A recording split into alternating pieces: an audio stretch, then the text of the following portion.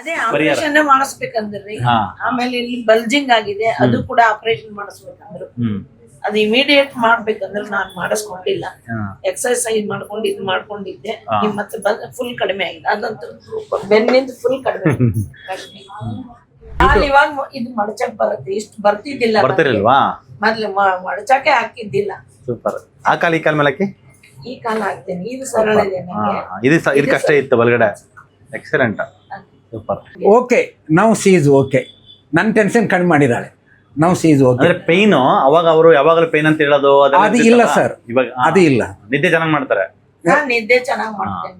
Exercise 3-4 ಗಂಟೆ exercise. Super super. ಮೊದ್ಲಕ್ಕೆ ಎಲ್ಲ ತಿಂತಿದ್ರು. ಎಲ್ಲ ತಗೊಂತಿದ್ರು. Okay okay. ಲಿಸ್ಟ್ ಕೊಟ್ರು. ಆ ಲಿಸ್ಟ್ ಪ್ರಕಾರ ಈಗ ಮಾಡ್ತಾರೆ. ಏನ್ ಬಿಟ್ಟಿದ್ದೀರಾ? ಕಾಫಿ, ಟೀ, ಹಾಲು, ಮೊಸರು, ಅದು ಯಾವ್ದು ಇಲ್ಲ. ಮುದ್ದೆ, ನಾನು ಮಿಲೆಟ್ಸ್ ತಿಂತೇನೆ. ಸ್ವೀಟ್ ಪ್ರಾಡಕ್ಟ್ಸ್ ಎಲ್ಲ ಬಿಟ್ಟಿದ್ದಾರೆ. Yes yes yes. ಮಿಲೆಟ್ಸ್ ತಿನ್ನಿ, ರೈಸ್ ತಿನ್ನಿ, ರೊಟ್ಟಿ ತಿನ್ನಿ. S S. ವೆರೈಟಿ ಮಾಡ್ಕೊಳ್ಳಿ. ಹಂಗೆ ಮಾಡ್ಕೊತೀನಿ. ನಮ್ಗೆ ಗೊತ್ತಿರೋದು ಗೋಧಿ, ಚಪಾತಿ, ಉಪ್ಪಿಟ್ಟು ಬಿಟ್ರೆ ಜಾಸ್ತಿ ನಮ್ ತಲೆಗೆ ಬರೋದಿಲ್ಲ ಯಾವ್ದು. ಹಂಗಾಗ್ಬಿಟ್ಟಿರ್ತೀವಿ. ಚಪಾತಿ ತಿನ್ನೋದ್ ಬಿಟ್ರಿ ಅಂದ್ರೆ ಬೇರೆ ಏನ್ ತಿನ್ನಕ್ಕಾಗತ್ತೆ ಡಾಕ್ಟರ್ ಅಂತ ಕೇಳ್ತಾರೆ. ನಮ್ಮ ಯೂಟ್ಯೂಬ್ ನೋಡ್ತಕ್ಕಂಥ ವೀಕ್ಷಕರಿಗೆ ಏನ್ ಹೇಳಕ್ ಇಷ್ಟಪಡ್ತೀರಾ? ಸರ್ಜರಿ ಮಾಡಿಸ್ಕೋಬೇಕಂತ ಅಥವಾ ಪ್ರಾಬ್ಲಮ್ ಇರೋರು ಇಲ್ಲಿ ಬರ್ಬೇಕಂತ. ಓಕೆ. ಬಟ್ ನಿಮ್ ಡಾಕ್ಟರ್ಸ್ ಎಲ್ಲ ಹೋಗ್ತಾ ಇರ್ತಾರೆ sir. But the thing is ನಿಮ್ಮನ್ನ ನೋಡಿದಾಗ ತುಂಬಾ ಮಾತು ಕಡಿಮೆ ಆಗೋದು.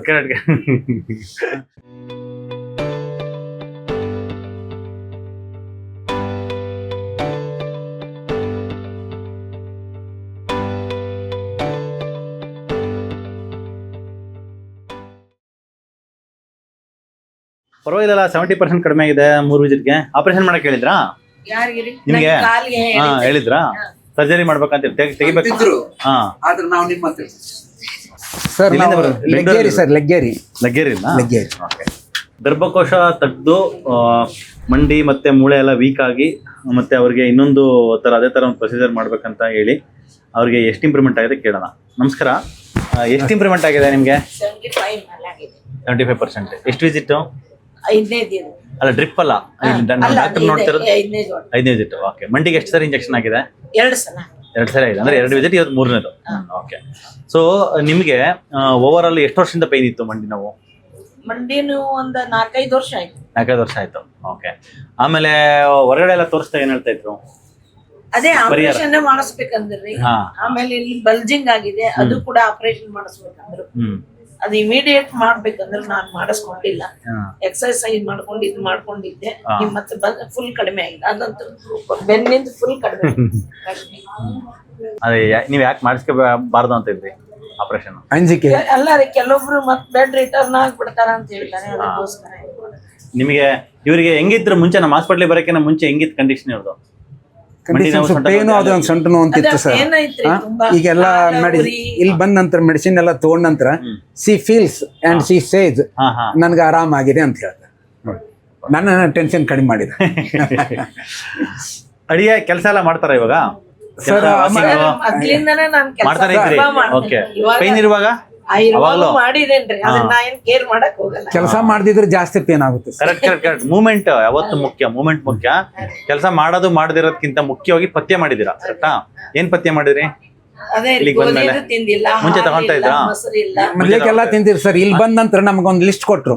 ಏನ್ ತಗೊಂತಿದ್ರ? ಮೊದ್ಲೇಕೆಲ್ಲ ತಿಂತೀವಿ. ಎಲ್ಲ ತಗೊಂತಿದ್ರು. Okay okay. ಲಿಸ್ಟ್ ಕೊಟ್ರು. ಆ ಲಿಸ್ಟ್ ಪ್ರಕಾರ ಈಗ ಮಾಡ್ತಾರೆ. ಏನ್ ಬಿಟ್ಟಿದ್ದೀರಾ? ಕಾಫಿ, ಟೀ, ಹಾಲು, ಮೊಸರು, ಅದು ಯಾವ್ದು ಇಲ್ಲ. ಮುದ್ದೆ, ನಾನು ಮಿಲೆಟ್ಸ್ ತಿಂತೇನೆ. ಸ್ವೀಟ್ ಪ್ರಾಡಕ್ಟ್ಸ್ ಎಲ್ಲ ಬಿಟ್ಟಿದ್ದಾರೆ. Yes yes yes. ಮಿಲೆಟ್ಸ್ ತಿನ್ನಿ, ರೈಸ್ ತಿನ್ನಿ, ರೊಟ್ಟಿ ತಿನ್ನಿ. S S. ವೆರೈಟಿ ಮಾಡ್ಕೊಳ್ಳಿ. ಹಂಗೆ ಮಾಡ್ಕೊತೀನಿ. ನಮ್ಗೆ ಗೊತ್ತಿರೋದು ಗೋಧಿ, ಚಪಾತಿ, ಉಪ್ಪಿಟ್ಟು ಬಿಟ್ರೆ ಜಾಸ್ತಿ ನಮ್ ತಲೆಗೆ ಬರೋದಿಲ್ಲ ಯಾವ್ದು. ಹಂಗಾಗ್ಬಿಟ್ಟಿರ್ತೀವಿ. ಚಪಾತಿ ತಿನ್ನೋದ್ ಬಿಟ್ರಿ ಅಂದ್ರೆ ಬೇರೆ ಏನ್ ತಿನ್ನಕ್ಕಾಗತ್ತೆ ಡಾಕ್ಟರ್ ಅಂತ ಕೇಳ್ತಾರೆ ಅಲ್ವಾ? ಈ ಬೇರೆ ಜೋಳದ ರೊಟ್ಟಿ ಬೇರೆ ಸವರ ಇರ್ತವೆ, ಜೋಳದ ರೊಟ್ಟಿ ಇರ್ತವೆ, ಸಿರಿಧಾನಿ ಇರುತ್ತೆ, ಮುದ್ದೆ ಇರುತ್ತೆ, ಜೋಳದ ರೊಟ್ಟಿನೇ ಜಾಸ್ತಿ. ಅದನ್ನ ಜಾಸ್ತಿ ಯೂಸ್ ಮಾಡಿ. Yes yes yes yes. ಉತ್ತರ ಕರ್ನಾಟಕದಲ್ಲಿ ಮುಂಚೆ ಜೋಳದ ರೊಟ್ಟಿ ಬಂದಿರತಕ್ಕಂತ ಒಂದು ಸಂಸ್ಕೃತಿ, ಅದೇನಾಗ್ಬಿಟ್ಟಿದೆ, ಚೇಂಜ್ ಆಗ್ಬಿಟ್ಟಿತ್ತು. ಇವಾಗ ಎಲ್ಲರೂ ಚಪಾತಿ. ಹುಬ್ಳಿ ಧಾರವಾಡದವ್ರು ಬರ್ತಾರೆ, ಚಪಾತಿ 10 ವರ್ಷ 20 ವರ್ಷದಿಂದ. ಯಾಕೆ ನಿಮ್ ಕಡೆ ಜೋಳದ ರೊಟ್ಟಿ ತಿಂತಾ ಇದ್ರಲ್ಲ, ಇವಾಗ ಏನಾಯ್ತು ಅಂದ್ರೆ ನಮ್ಗೆ ನಮ್ ಪೇರೆಂಟ್ಸ್ ಆಲ್ರೆಡಿ ಚೇಂಜ್ ಆಗ್ಬಿಟ್ರು, ನಮ್ದು ಅದೇ ಫುಡ್ ಅನ್ನೋ ತರ ಚೇಂಜ್ ಮಾಡಿಲ್ಲ. ಚೇಂಜ್ ಮಾಡ್ಬೇಡಿ. ಗೋಧಿ ತಿಂತಾ ಇದ್ರಲ್ವಾ ಇಲ್ಲಿ ಬಂದ್ಮೇಲೆ? ಹೌದು ಸರ್. ಅದನ್ನ ಕಂಪ್ಲೀಟ್ ಶುದ್ಧವಾಗಿ 0 ಮಾಡ್ಬಿಡಿ. ಓಕೆ. ಬ್ಯಾಕ್ ಪೇನ್ ಎಷ್ಟು % ಕಡಿಮೆ ಆಗಿದೆ? 100% ಕಡಿಮೆ ಆಗಿದೆ. ಮಂಡಿ ನಾವು ಮಂಡಿನೂ ಅದೇ ಯಾವಾಗಾರ ಒಂಚೂರು ನೋವು ಅಂತ. ಅಂದ್ರೆ 100ಗೆ ಹೇಳೋದಾದ್ರೆ ಎಷ್ಟು 100 ಅಲ್ಲಿ ಎಷ್ಟು ಕಡಿಮೆ ಇದೆ ಮಂಡಿ ನೋವು? ಮಂಡಿ ನೋವು ಅದೇ 75 ಇದೆ. Super, great great. ಮುಂಚೆ ಇವ್ರ ನೋಡಕ್ಕೋ ಇವಾಗ ನೋಡಕ್ಕೋ ನಿಮ್ಗೆ ಹೆಂಗ್ ಅನ್ಸುತ್ತೆ ಸರ್ ಮನ್ಸಿಗೆ? ದಿವಸ ನೋಡ್ತಿರ್ತೇವೆ ಸರ್. ಅಲ್ಲ ನಡೆಯೋದು ಸ್ವಲ್ಪ ಸರ್ ಓಕೆ, ನಾವು ಸೀಸ್ ಓಕೆ, ನನ್ನ ಟೆನ್ಷನ್ ಕಡಿಮೆ ಮಾಡಿದಾಳೆ. ನಾವು ಸೀಸ್ ಓಕೆ. ಅಂದ್ರೆ ಪೈನ್ ಅವಾಗ ಅವರು ಯಾವಾಗಲೂ ಪೈನ್ ಅಂತ ಹೇಳೋದು ಅದು ಇಲ್ಲ ಸರ್, ಇವಾಗ ಅದು ಇಲ್ಲ. ನಿದ್ದೆ ಚೆನ್ನಾಗಿ ಮಾಡ್ತಾರೆ? ನಾನ್ ನಿದ್ದೆ ಚೆನ್ನಾಗಿ ಮಾಡ್ತೇನೆ. ಎಕ್ಸರ್ಸೈಸ್ 3/4 ಗಂಟೆ ಎಕ್ಸರ್ಸೈಸ್. Super super. ಯಾವ ಎಕ್ಸರ್ಸೈಸ್ ಮಾಡ್ತೀರಾ? ಈಗ ಸರ್ ನಿಮ್ಗೆ ಒಂದು ಲಿಸ್ಟ್ ಕೊಟ್ಟಿದ್ದಾರೆ, ಆ ಲಿಸ್ಟ್ ಪ್ರಕಾರ ಅದೆಲ್ಲ ಮಾಡ್ತಿದ್ದಾರೆ ಎಕ್ಸರ್ಸೈಸ್ ಲಿಸ್ಟ್? ಮಾಡ್ತೇನ್ರಿ.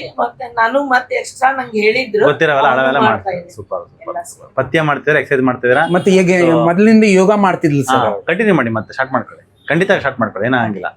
ಸೊ ನಮ್ಮ ಇವಾಗ ಇದು ಮಡಚಕ್ ಬರುತ್ತೆ, ಇಷ್ಟು ಬರ್ತಿದ್ದಿಲ್ಲ. ಬರ್ತಿರಲ್ವಾ? ಮೊದ್ಲು ಮಡಚಕ್ಕೆ ಹಾಕಿದ್ದಿಲ್ಲ. ಸೂಪರ್. ಆ ಕಾಲ ಈ ಕಾಲ ಮೇಲಕ್ಕೆ ಈ ಕಾಲ ಹಾಕ್ತೇನೆ. ಇದು ಸರಳ ಇದೆ ನಂಗೆ. ಇದು ಕಷ್ಟ ಇತ್ತು ಬಲಗಡೆ.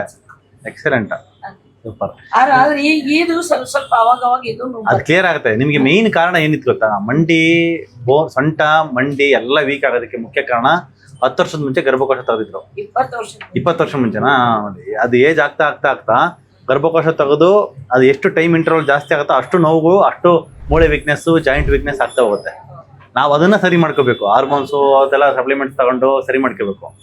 ಅದ್ ಬಿಟ್ಟು ನೀವೇ ಹೇಳಿದ್ರಲ್ಲ, ಅದು ಎಲ್ಲ ಮಾಡೋದ್ರಿಂದ ನಮ್ಮ ಪ್ರಕಾರ ಅದು ಅಷ್ಟು ಹೆಲ್ಪ್ ಆಗಲ್ಲ. ನಿಮ್ಗೆ ಗೊತ್ತಿತ್ತಲ್ಲ ಅದು, ಹಂಗಾಗಿ ಇದು ಮಾಡಿರ.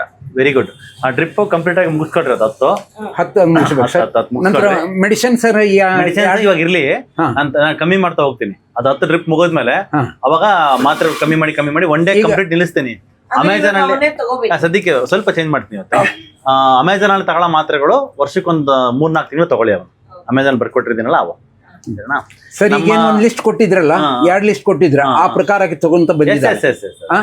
ಆ ಪ್ರಕಾರ 10 ಡೇಸ್, 20 ಡೇಸ್, 30 ಡೇಸ್ ಆ ರೀತಿ ತೋರಿಸ್ಕೊಂತಾರೆ. ನಮ್ಮ ಡಾಕ್ಟರ್ಗಳು ಇಷ್ಟೇ ಈಕ್ವಲ್ ಆಗಿ ಟ್ರೈನ್ ಅಪ್ ಆಗಿದ್ದಾರೆ ಅಂದ್ರೆ, ನಾವು ಟ್ರೀಟ್ಮೆಂಟ್ ಕೊಟ್ಟವಲ್ಲ, ಆ ಟ್ರೀಟ್ಮೆಂಟ್ ನಾನು ಕೊಡತಕ್ಕಂಥ ಟ್ರೀಟ್ಮೆಂಟ್ ಅವ್ರು ಕೊಟ್ಟಿದ್ದಾರೆ. ಇವತ್ತು ನೀವು ನಮ್ಮ ನೋಡ್ತಾ ಇರೋದು ಫಸ್ಟ್ ಟೈಮ್, ಕರೆಕ್ಟಾ? ಸೊ ನಮ್ಮ ಡಾಕ್ಟ್ರೆ ನಿಮಗೆ ಸೊಂಟ ನೋವು 100% ವಾಸಿ ಮಾಡ್ರೆ, ಮಂಡಿ ನೋವು ಕೂಡ ಆಲ್ಮೋಸ್ಟ್ 75% ಬೆಟರ್ ಅನ್ಸಿದೆ. So very good. ನಮ್ಮ ಯೂಟ್ಯೂಬ್ ನೋಡ್ತಕ್ಕಂಥ ವೀಕ್ಷಕರಿಗೆ ಏನ್ ಹೇಳಕ್ ಇಷ್ಟಪಡ್ತೀರಾ? ಸರ್ಜರಿ ಮಾಡಿಸ್ಕೋಬೇಕಂತಿರೋರಿಗೆ ಅಥವಾ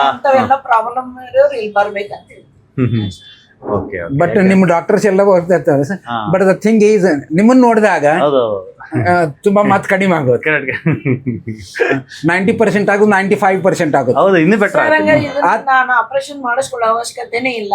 ಇನ್ ಮತ್ ನೋವು ಬರಲ್ಲ. ಈಗ ಏನ್ ಗೊತ್ತಾ, ಮತ್ತೆ ಚಪಾತಿ ತಿಂತೀರಾ, ಮತ್ತೆ ಹಾಲು ಕುಡಿತೀರಾ, ಮತ್ತೆ ಕಾಫಿ ಟೀ ಕುಡಿತೀರಾ, ಒಟ್ಟು ಹಾಲು ಈ ರಿಫೈಂಡ್ ಆಯಿಲ್ ಅದೆಲ್ಲ ಯೂಸ್ ಮಾಡಕ್ ಸ್ಟಾರ್ಟ್ ಮಾಡಿದ್ರೆ ಖಂಡಿತವಾಗ್ಲೂ ನೋವು ಬರುತ್ತೆ ಮತ್ತೆ. ಯಾಕಂದ್ರೆ ಫುಡ್ ಈಸ್ ಮೆಡಿಸಿನ್. ಫುಡ್ಡೇ ಮೆಡಿಸಿನ್, ಆಹಾರವೇ ಪರಮೌಷಧಿ. ಅದನ್ನ 100% ನೀವು ನೀಟಾಗಿ ಮಾಡ್ಲೇಬೇಕು ಡಯಟ್. ಇನ್ಮೇಲೆ ಚಪಾತಿ ತಿಂದು ಏನಾಗಬೇಕಾಗಿದೆ, ಕಾಫಿ ಟೀ ಕುಡಿದು ಏನಾಗಬೇಕಾಗಿದೆ ಅಲ್ವಾ? ಇವಾಗ ಲಾಸ್ಟ್ 1-2 ತಿಂಗಳ ಡಯಟ್ ಮಾಡಿದ್ರಲ್ಲ, 4.5 kg ಇವತ್ತಿದೆ ನನಗೆ ಒಂದೇ ತಿಂಗಳಲ್ಲಿ. ಮತ್ತೆ ಇವಾಗ ಆ ಡಯಟ್ ಅಲ್ಲಿ ನಿಮ್ಗೆ ಇಷ್ಟು ಬೆನಿಫಿಟ್ ಆಗಿದೆ ಅಂದ್ರೆ, ಆ ಡಯಟ್ ಏನಕ್ಕೆ ಬಿಡ್ತೀರಾ? ಏನು ಕಷ್ಟ ಆಗಿದ್ಯಾ ಮಾಡೋದಕ್ಕೆ? ಏನಾರು ಇಲ್ಲ ಕಷ್ಟ ಏನಿಲ್ಲ, ಸುಲಭವಾಗಿದೆ ತಾನೆ. ಅಷ್ಟೇ ಅಲ್ಲ, ಮತ್ತೆ ವಯಸ್ಸಾದ್ಮೇಲೆ ಈ ಪ್ರಾಬ್ಲಮ್ ಬರಬಾರ್ದು. ಹಂಗಲ್ಲ ನೋ ಆತರ ಇಲ್ಲ. ಏನಂದ್ರೆ ಯಾವುದೇ ದೇಹದಲ್ಲಿ ಯಾವುದೇ ಪ್ರಾಬ್ಲಮ್ ಬರುತ್ತೆ. 65 ಅಲ್ಲ, ಈಗ ನಮ್ಮ ಹಾಸ್ಪಿಟ್ಲಿಗೆ ಒಂದು 85 ಇಯರ್ ತಾತ ಅಜ್ಜಿ ಎಲ್ಲ ಬರ್ತಾರೆ. ಅವ್ರ ವಿಡಿಯೋಗಳೆಲ್ಲ ಹಾಕಿದೀನಿ. ಅಷ್ಟು ಇಂಪ್ರೂವ್ಮೆಂಟ್ ಆಗಿ ಅಷ್ಟು ರೆಡಿ ಆಗಿರ್ತಾರೆ ಅವರು. ಅವ್ರು ಯಾಕೆ ಆಹಾರ ಪಥ್ಯ ಕೆಟ್ಟು ಅಂದ್ರೆ ಮತ್ತೆ ನೋವು ಬರುತ್ತೆ. ಅದು ಹಂಗ್ ಕೆಡ್ಸ್ಕೋಬಾರ್ದು. ಮತ್ತೆ ವಯಸ್ಸಾಗ್ತಾ ಆಗ್ತಾ ಇನ್ನು ಸ್ಟ್ರೆಂತ್ ಮಾಡ್ಕೋಬೇಕು. ಬಾಡಿ ಒಳಗಡೆ ಸ್ಟ್ರೆಂತ್ ಮಾಡ್ಬೇಕು. ನಂತರ ಮಾಡ್ತೇನೆ. ಕೊಬ್ಬರಿ ಎಣ್ಣೆ ಅದೆಲ್ಲ ತಗೊಳ್ಳೋದು, ಎಲ್ಲ ಡೈಲಿ ತಗೊಳ್ಳೋದು, ಎಲ್ಲಾನು ತಗೊಳ್ಳಿ. ಎಲ್ಲಾನು ದಿನನಿತ್ಯ ಯೂಸ್ ಮಾಡಿ ನಿಮ್ಮ ಜೀವನದ ಒಂದು ಅವಿಭಾಗ್ಯ ಅಂಗ ಮಾಡ್ಬೇಕನ್ನ. ಅದೇನು ನಿಮ್ ಬಾಡಿಗೆ ಸಮಸ್ಯೆ ಮಾಡಲ್ಲ, ಒಳ್ಳೇದು ಮಾಡುತ್ತೆ ಹೊರತು ಕೆಟ್ಟದಂತ ಮಾಡಲ್ಲ. ಇವಾಗ ಬೂದ್ಗುಂಬಳಕಾಯಿ ಜ್ಯೂಸ್ ಕೊಡೋದು ಏನ್ ಕೆಟ್ಟದ್ದಾಗುತ್ತೆ? ಅಸ್ತಮಾರಿಗೆ ಒಂಚೂರು ಉಪ್ಸ ಬರ್ಬೋದು, ಹಂಗೆ ಅವ್ರಿಗೆ 3 ತಿಂಗಳು ನಿಲ್ಸಿರಿ ಅಂತ ಆಮೇಲೆ ಅವ್ರಿಗೂ ತಗೊಂತೀವಿ.